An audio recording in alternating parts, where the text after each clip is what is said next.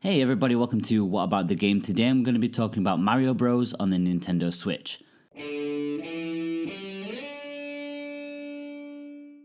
Before we get into the review, just a quick reminder that if you're new here, be sure to consider clicking that subscribe button. If you're already a subscriber, how about that thumbs up button? That would help us out so much and you can continue to get awesome Nintendo Switch reviews far into the future. Well, let's get on with it. Mario Brothers, the game that really started it all for Nintendo. Back in arcades in 1983, this sort of spin-off of the hugely popular Donkey Kong led to Mario as we know him to this day.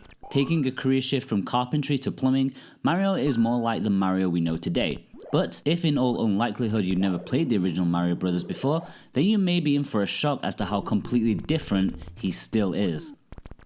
Be warned, Mario Brothers is not Super Mario Brothers. They are completely different games, something which muddled me up as a child growing up. Mario Brothers is well and truly an arcade game that shares its gameplay far more with Donkey Kong than Super Mario Brothers. As a plumber, Mario makes his way through different screen stages with the goal of taking down every enemy.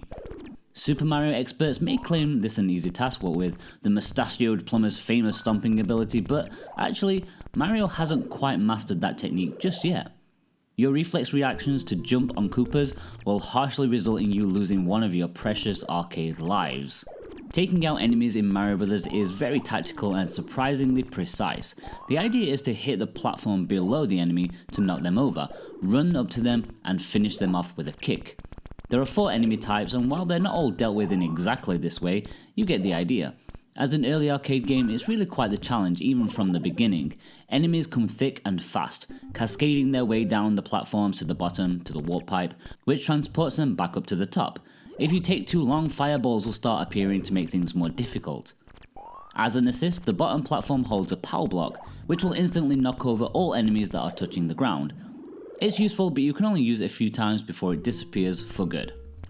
The gameplay loop is fine arcade action, something that I've grown to appreciate more and more as I get older. The main problem I have, and no doubt many others will, is with the stiff, archaic controls. Jumping and movement is very rigid and it lacks the subtlety that we're used to from games that bear the Nintendo brand. Every input you perform is a commitment, and a jump or walk can't be backed out of. Mario skids to a halt in far more time than you would like, and jumping is always a little awkward. So quick, precise movements aren't the easiest. 90% of deaths in Mario Brothers comes from the controls, and I fear that many gamers will not get past that. Single player is fun enough to try and beat your own high score, but Mario Brothers really shines in its cooperative multiplayer, where a second player controls Luigi to battle the pipe-dwelling creatures together, or just troll each other. Either way, I highly recommend playing it this way as it's so much fun. Unlike other arcade archives games, Mario Brothers doesn't allow you to choose between Japanese or international releases, but that's no big deal considering they're just the same. They do have Caravan mode and High Score mode, which actually suits Mario Brothers very well. High Score mode is where you have only 1 credit to rack up the highest score you can. Caravan mode gives you 5 minutes to get the highest score. I think this mode is by far the best, and it really rushes you to take out enemies as fast as possible. For all of the modes you can submit your score online, which is nice, although as always I find the implementation a little confusing. Like Hamster have always done, they've given you options to customize your experience. Sadly, there are not as many as usual. You can't change the difficulty, but you can change the amount of lives and the amount of points it takes to earn the extra life and so on. It caters to the gamers and it's very welcome, although I don't think it changes much for this game.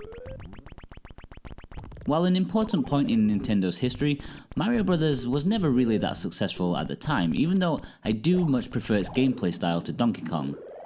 This faithful emulation of the original is commendable, even though for some it could be wildly outdated thanks to its jumping and momentum. I personally enjoy it as a score attack game as well as being a curiosity, but I feel I may be in the minority here. It's not for everyone, that's for sure. As it is though, it's certainly the best way to get the definitive arcade experience without owning the actual arcade cabinet, and Hamster have done a great job with the port and options. It's a good start for what we can expect in the future. Okay guys, if you've enjoyed this review then please consider subscribing, that would help me out so much, and also click that thumbs up button. You can read the full review of Mario Brothers at whataboutthegame.com, and you can follow me on Facebook and Twitter if you want to, all the links are below. Thanks guys, bye bye.